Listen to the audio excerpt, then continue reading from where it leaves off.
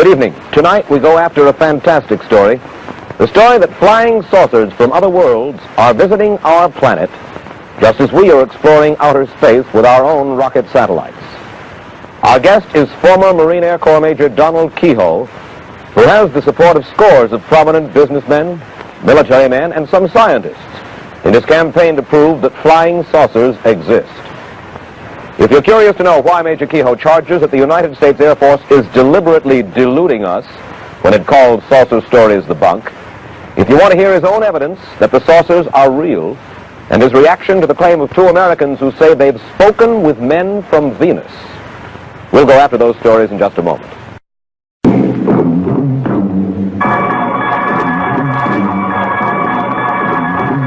The Mike Wallace Interview. And now to our story. Major Donald Keyhoe is the director of the National Investigations Committee on Aerial Phenomena.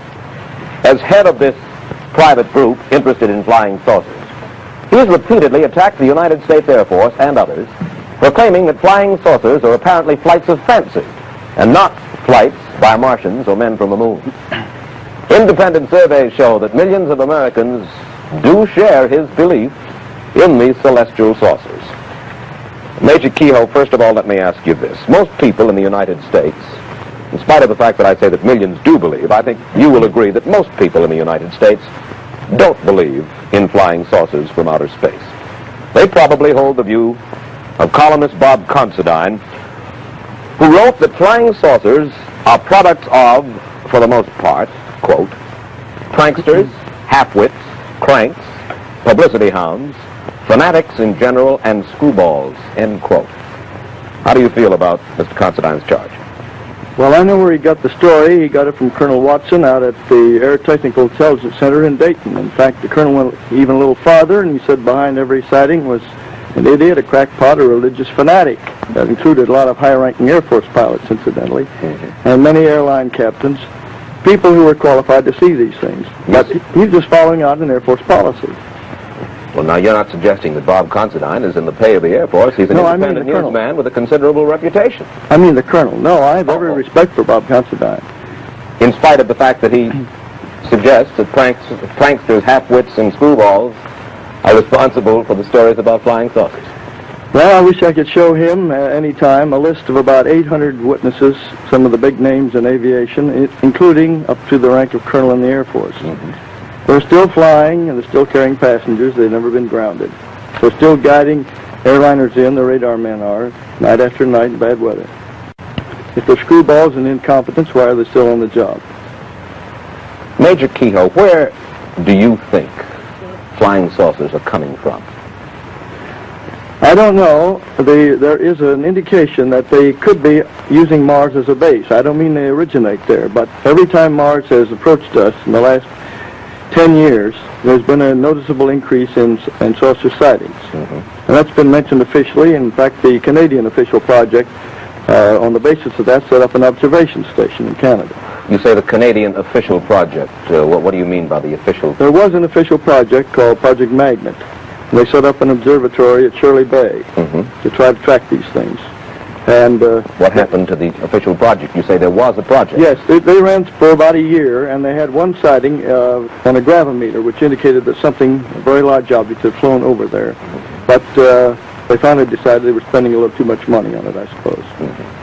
Well, certainly they wouldn't have thought that they were spending too much money on it if they believed that that kind of phenomena existed. A lot of people on the project are still working up there on their own time, and certain government officials have still kept the lid on their reports in Canada, just as they do down here. What is your theory? In other words, you suggest that they come from Mars or from other planets, from other solar systems possibly throughout the universe. Is that correct? Yes, and there are a lot of scientists who said the same thing. What is your theory as to the kind of people who fly these, or the kind of beings who fly these saucers? Well, that's speculation. Willie Lay said recently they'd be just like the man next door, the invaders from space, and his reasons may be good. But most of the top scientists have said that the odds are that beings from other worlds would not be like us. Some of them would be. Dr. Harlow Shapley, for instance, said that there probably were at least 100 million inhabited planets in the universe. And Menzel, who doesn't believe in saucers at all, says that he goes that high or even higher. And among those, they must be, by the law of averages, a certain number of planets that would be like the Earth. And if evolution started at the same time, why, you might have the same type of being. What do you think are the intentions of these people, for lack of a better name, of these people who are in these flying saucers? Well, there's been no evidence of any hostility. During the last 10 years, what we call the modern phase. There have been sightings before then. There have been some accidents, Air Force pilots chasing these things. Captain Mantell was killed chasing one in 48, and 2 pilots disappeared chasing one in 53 over Lake Superior. But I think those were just accidents. Just accidents. Why don't they try to communicate with us? What's your theory about that? Well, I'll follow some of the theories the Air Force people have said. They suggested to me back in 52 and 53, at which time we were cooperating. I had a lot of very good friends in the Air Force at that time. The policy was to give out the information. They were about to tell the people everything they had. And the theory was then that perhaps these beings were so much different from us that communication would be a very hard thing. They might not, for instance, have speech sounds like ours. That's one answer. Another thing, they might not be able to exist in our atmosphere. We're going to land on the moon, we'll have to wear spacesuits or else build air-conditioned buildings up there, air pressured. There could be lots of factors like that. Well, do you think they're down here when we do see them to look at us? I think that it's probably a long-range survey. A long-range survey. That's right. And yet no attempt, as far as we know in any case, of communication with us. There have been claims of communication, but most of those have been by individuals. The Air Force has not admitted that there's ever been one, and I don't know, our committee hasn't found any cases that we would accept as absolutely verified.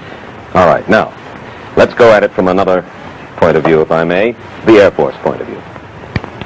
They agree, undoubtedly, objects have been seen in the sky.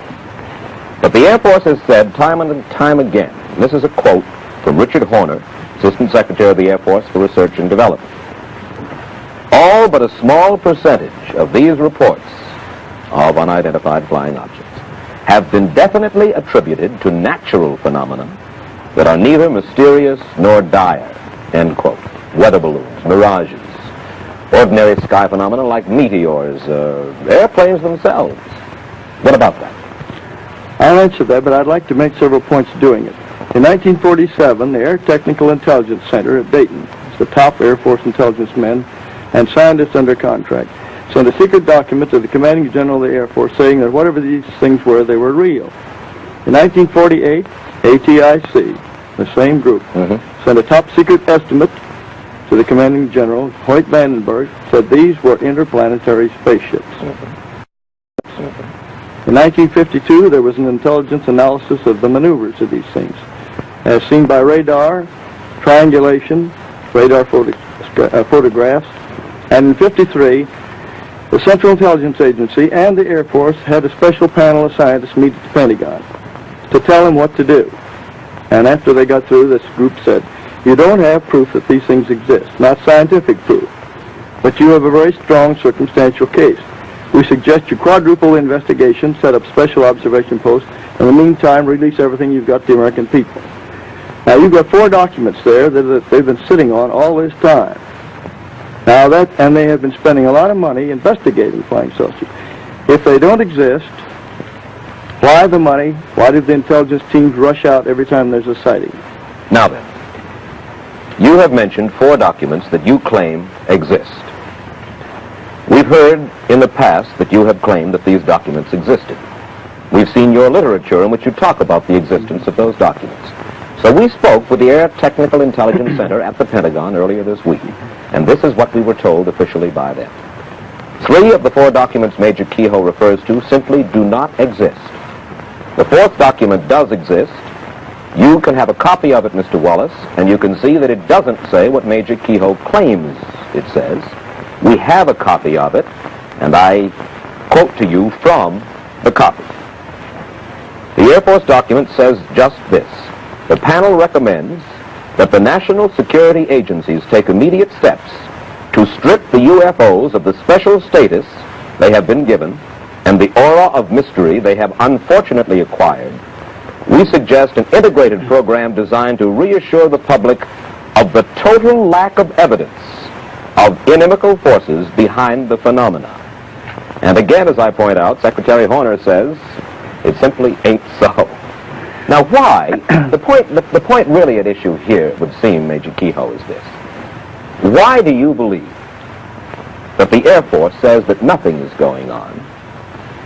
Why do you believe that it's a fairly serious charge that I know you make. it is. You make the charge that the United States government is withholding from the people of the United States certain very important information.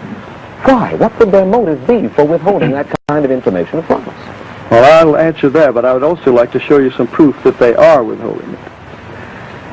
The reason that was given to me when they were working with me back in 52 and 53 was, first, that they were afraid of hysteria. Remember the Orson Welles show back way years back when he scared people into the hills with the idea of invading Martians? Then they were also afraid that it would upset organized religion. That was a smaller factor, but there was some fear of it. Later they were afraid that these accidents, when interceptors had chased these things and had been lost or had crashed, might be considered proof of hostility. Now, I would never have put my name on anything if it were a matter of personal opinion. I've talked to and read the reports of hundreds of pilots and radar men and guided missile trackers who've seen these things, and some of them are very important names. The Air Force says they have this down to 1.9%, but you'll notice the word current in there. They mean we are currently explaining. Now, I have in my possession a copy of Special Report 14, which is their Bible on this. In the back, it has a table showing that 3,201 cases they examined, 19.5% were unsolved, and they admit they still are unsolved. You add up what they've had since then, it makes over 12% of the reports, and those are mostly from the best possible sources. Well, now, wait just a second. I'll use your figures. The Department of Defense released an official bulletin on November 5th, 1957, saying that from June of 55 to June of 57, a 2-year period, just a fraction over 2% of all investigated unidentified flying objects had to be listed as unknown. 2%. So that's your 1.9. What was the period again? 55 to 57. The rest were determined to have been balloons, airplanes, hoaxes, and a category about 12% called insufficient information, which means that the report was so flimsy that there was simply nothing to check on. I must confess that they've certainly shown me no classified material, but they have opened their files quite willingly to us in our preparation for this program tonight. And they've given us very convincing evidence, Major Keyhoe, that it is largely, I shouldn't say largely, I'll say 99 and 44/100% a hoax. Now, you mentioned... A hoax? Well, when I say calling a a hoax... lot of good pilots hoaxers then. No, not hoaxers. I thank you for correcting me. Not just a hoax, but let's say misinformation or sightings of objects which seem to be one thing but are in fact another. I'm glad that you corrected me about hoax, because it was by no means that much a hoax. But you mentioned a Dr. Donald Menzel, who's a professor of astrophysics at Harvard before. Now, I think you will agree that he's one of the world's most distinguished astrophysicists. Is that not so? I think there are others who are equally capable, but do not agree with him. He is one of the world's most distinguished astrophysicists, though I think we can agree on that. In any case, he stresses, you see, that pilots are not expert observers, but they, as well as others, can see flying saucers when it's only, to quote him, the wrapper off somebody's lunch blowing around in the air, end quote. But again, let's come back to the point, the most important point, Major Keyhoe, and that is why will the Air Force, why will the United States government withhold information from United States citizens? For what reason? Because they're treating them like children, the way they did with the H-bomb at first, and the way they've been doing with other things. Now, I'm not attacking the United States Air Force. I'm attacking a small group in there that has been persistently keeping this from the public, just as they've kept other things. For a long time, you couldn't even mention the idea that we could be hit by missiles from submarines, from the Gulf and from both coasts, very easily. I knew that years and years ago and tried to get it out, and at the time was discouraged about it. Now, you mentioned this denial of these documents. Now, I'd like to tell you something that happened on the Armstrong Circle Theater. I had requested that those points be in the script, and I was discouraged from it at first by their writer. Then later, some of our Board of Governors insisted that we have those points included. So I said, either I don't go on or we have those in there. So I said, all right. So the script was completely rewritten. Now those were in the script as it was first rehearsed, but when the second rehearsal came along, and the Air Force saw the mimeograph sheet, the Air Force representative, according to the Armstrong writer, said they would immediately deny it on the air, even though it meant denouncing their own former project chief. Now, the source for this was Captain Edward Ruppelt, who was the head of Project Blue Book for 2 years, and at that time he was considered good enough that he briefed President Truman on these things. Mm-hmm. He was the top man. Rank didn't mean anything. It's your experience that counted. All right. He says these things existed. He put it in the book, which was cleared by Security and Review in the Air Force. On December 5th, 1955, that was cleared. It's in his book. He's never been hauled in and court-martialed. Now, I have here, and if you allow your camera to come in on it, this is a sheet from the script of the Armstrong Theater, which was deleted. This was crossed off, and I was told that I couldn't say it on the air. Now, that was censorship by intimidation. This can be matched up with the other sheets from the Armstrong Circle script, and any typewriter expert will show you. Well, I'm certain they ordered it taken out. I'm certain that people believe you. The only thing is that the next morning I distinctly remember reading a report by you, Major Keyhoe, to the effect that no censorship, no pressure of any kind had been put upon you. I'm sorry, Mr. Wallace. I know that statement almost by heart. Yes. I said that CBS and the Armstrong people were not to blame for cutting me off the air, and I tried to mention the fact that a Senate committee was working on the secrecy angle. I never mentioned this that night to anyone because I had promised that I wouldn't say anything about it on the air that day, the Armstrong people. It was taken out, and I will do this. I will ask the United States Air Force to have the Marine Corps put me on active duty for court-martial if that is not the case. Major Keyhoe, I understand you have 3 new reports on file, which in your opinion, you have them currently on file, and they're new reports, and these, in your opinion, would convince every person in this country that flying saucers are a fact. Is that correct? They should convince a lot of people because of the names involved. Tell us about it. I told your interviewer in Washington that I couldn't mention the names because they were too high. One of them is a top scientist in this country whose name would be known to everybody. Well, why wouldn't he want his... Because he's afraid of the official ridicule. He's afraid of official ridicule? That's right. More afraid of official ridicule than of possibly alerting the country to a serious national danger? You'd be surprised how many people give us reports and they say, please keep my name confidential. Well, I give you one report which came to us. The name has to be left out. In 1951, a UFO circled the fleet in Korean waters. It circled it at high speed, and they launched several planes to try to get a close in on it. They got a radar lock on. That is, the radar was guiding the planes toward the object. This was picked up by radars on 14 naval vessels. This object circled about, for a half an hour more, and then it took off at a speed way over in excess of 1,000 miles an hour. This report was certified, and 9 members of our Board of Governors saw it, signed it, and agreed that they had seen it, and agreed to the contents. There is another report that just came in from 4 top missile designers or engineers at one of the big plants in this country. They saw an elliptically shaped object and 2 small round disc-shaped objects flying with it over California, November 11th, 1957, at a speed of at least 5,000 miles an hour. These men are well qualified to know what they see, with broad daylight, not a cloud in the sky. There have been cases even where the Air Force has shot at these things. Now, if there's nothing there and they don't exist, why do they shoot at them? You mentioned Mr. Horner.